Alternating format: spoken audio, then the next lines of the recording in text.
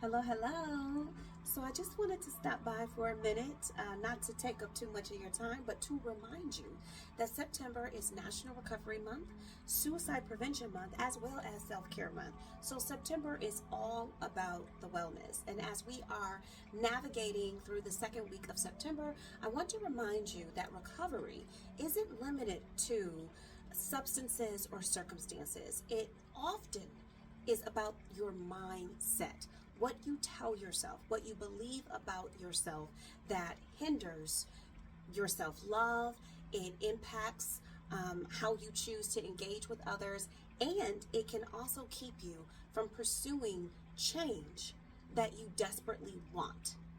So when we think about our thoughts, oftentimes we believe we are in control of what we're thinking, and the truth is that you have about 80,000 automatic thoughts that pop into your head every single day that are activated by experiences, smells, taste, sounds that you have literally zero control over, but are connected to the past. So when you think something, you by default assume this must be of importance, when in reality, it could just be this is something you consistently allow yourself to kind of get lost in.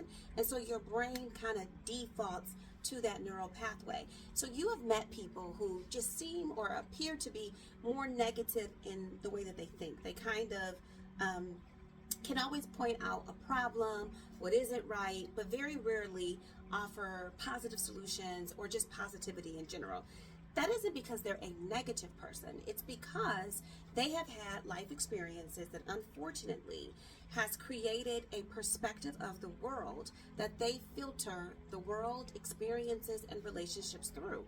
So when we're talking about recovery, one of the most important areas you can focus on evaluating and really evolving is the way in which you think.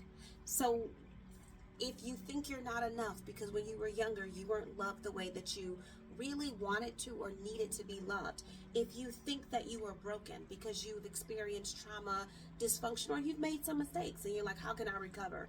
Those are not facts. Those are just reflections of negative emotions you have felt. And just like you can change how you feel, you can change the way you think. It is probably the most important aspect of recovery you can invest in, is changing the way you see yourself, the way you see others, and how you see the world. So for this month of September, if you can just take a few moments every single day to challenge your thought process, beliefs that you may have.